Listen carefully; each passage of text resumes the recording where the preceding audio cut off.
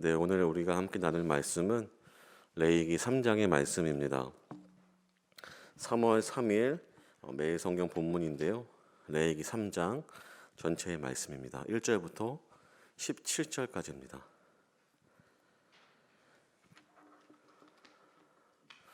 우리 말씀을 함께 한 절 한 절 합독하시도록 하겠습니다. 시작. 사람이 만일 화목제의 제물을 예물로 드리되 소로 드리려면 수컷이나 암컷이나 흠없는 것으로 여호와 앞에 드릴지니 그 예물의 머리에 안수하고 회막문에서 잡을 것이요 아론의 자손 제사장들은 그 피를 제단 사방에 뿌릴 것이며 그는 또 그 화목제의 제물 중에서 여호와께 화제를 드릴지니 곧 내장에 덮인 기름과 내장에 붙은 모든 기름과 두 콩팥과 그 위에 기름 곧 허리 쪽에 있는 것과 간에 덮인 꺼풀을 콩팥과 함께 떼어낼 것이요 아론의 자손은 그것을 제단 위에 불 위에 있는 나무 위에 번제물 위에서 사를지니 이는 화제라 여호와께 향기로운 냄새니라. 만일 여호와께 예물을 드리는 화목제의 제물이 양이나 수컷이나 암컷이나 흠 없는 것으로 드릴지며 만일 그의 예물로 드리는 것이 어린 양이면 그것을 여호와 앞으로 끌어다가 그 예물의 머리에 안수하고 회막 앞에서 잡을 것이요 아론의 자손은 그 피를 제방 사단에 뿌릴 것이며 그는 그 화목제의 제물 중에서 여호와께 화제를 드릴지니 그 기름 곧 미골에서 밴 기름진 꼬리와 내장에 덮인 기름과 내장에 붙은 모든 기름과 두 콩팥과 그 위에 기름 곧 허리 쪽에 있는 것과 간에 덮인 꺼풀을 콩팥과 함께 떼어낼 것이요 제사장은 그것을 제단 위에서 불사를지니 이는 화제로 여호와께 드리는 음식이니라. 만일 그의 예물이 염소면 그것을 여호와 앞으로 끌어다가 그것의 머리에 안수하고 회막 앞에서 잡을 것이요 아론의 자손은 그 피를 제단 사방에 뿌릴 것이며 그는 그 중에서 예물을 가져다가 여호와께 화제를 드릴지니 곧 내장에 덮인 기름과 내장에 붙은 모든 기름과 두 콩팥과 그 위에 기름 곧 허리 쪽에 있는 것과 간에 덮인 꺼풀을 콩팥과 함께 떼어낼 것이요 제사장은 그것을 제단 위에서 불사를지니 이는 화제로 드리는 음식이요 향기로운 냄새라. 모든 기름은 여호와의 것이니라. 너희가 기름과 피를 먹지 말라. 이는 너희의 모든 처소에서 너희 대대로 지킬 영원한 규례니라. 아멘. 오늘 레위기 3장은 번제와 소제에 이어서 화목제입니다. 오늘 레위기 3장의 본문은 어떤 묵상보다는 정보를 제공하는 본문 쪽에 속합니다. 오늘 본문을 통해 제가 묵상한 하나님은 화목제의 규례를 알려주신 하나님이십니다. 오늘 화목제에서는 화목제에 대하여 모든 부분을 설명하지 않았는데 화목제는 이스라엘 백성들이 의무적으로 드리는 제사가 아니었습니다. 백성들이 죄를 회개하는 측면에서의 속건제와 속죄제는 반드시 의무적으로 드려지는 제사였지만 오늘의 경우 이 화목제는 제사를 하는 제사자가 자신이 선택하여 선택적 제사, 자발적 제사로 제사를 드리는 제사였습니다. 화목제의 종류에는 자원하여 드리는 자원제와 서원을 이룬 뒤에 드리는 서원제, 특별한 감사의 일이 이루어졌을 때 드리는 감사제로 나눠집니다. 앞서 본 번제와 소제는 다른 것을 제사를 드리는 자가 그 제물을 먹을 수 없었습니다. 일부의 소제 가운데 제사장 가운데 가는 것은 있었지만 번제는 모든 제물을 하나님께 향기롭게 태워드리는 제사였습니다. 그런데 오늘 화목제는 하나님께 기름과 콩팥을 번제로 드리고 다리살과 가슴살은 제사장에게 주고 남은 고기를 함께 먹는 제사였습니다. 속죄의 의미보다 공동체성을 강조하는 이웃과의 화평을 강조하는 제사였던 것입니다. 제사자와 그의 친구, 그의 노비까지도 모든 사람이 그 음식을 함께 먹을 수가 있었습니다. 그런데 여기서 기름은 여호와께 드리고 피는 너희가 절대 먹지 말며 콩팥도 여호와께 드리라고 이야기합니다. 당시의 기름은 고기 중에 가장 가치가 있는 것으로 여겨서 하나님의 것으로 기름을 드렸고 콩팥은 인간의 감정을 취급하는 기관이라고 생각하여 가장 깊은 감정 가운데 하나님께 올려드리라고 해서 콩팥을 하나님께 드렸습니다.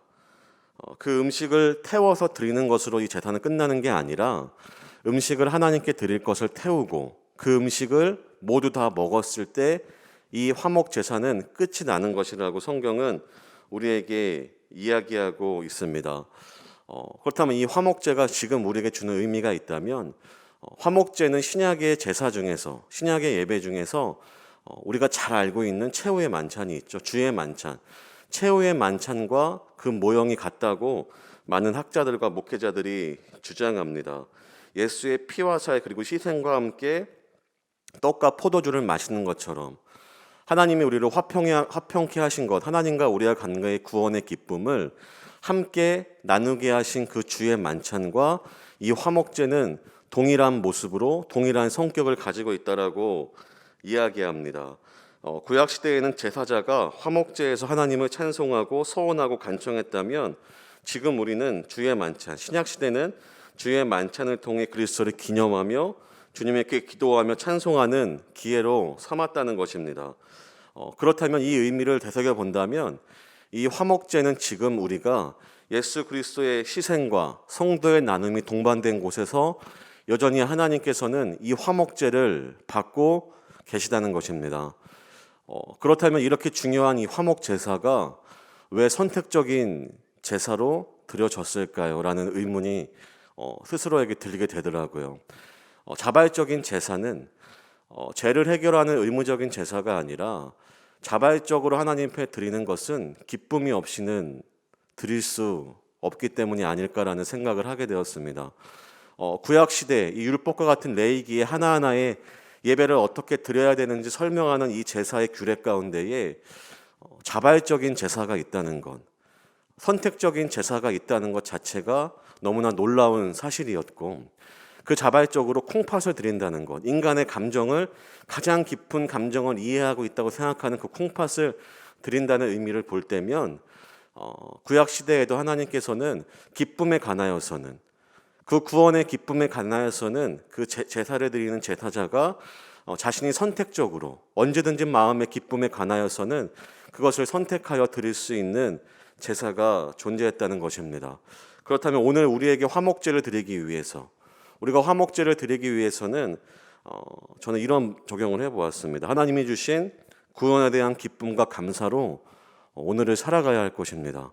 이 화목제의 의미가 하나님께서 주신 구원의 기쁨과 그것을 함께 공동체 가운데 나누는 축제라면 우리 역시 오늘날 화목제를 드리기 위해서는 구원의 기쁨과 감사로 그 화목제의 의미로 오늘을 살아가야 된다는 사실입니다.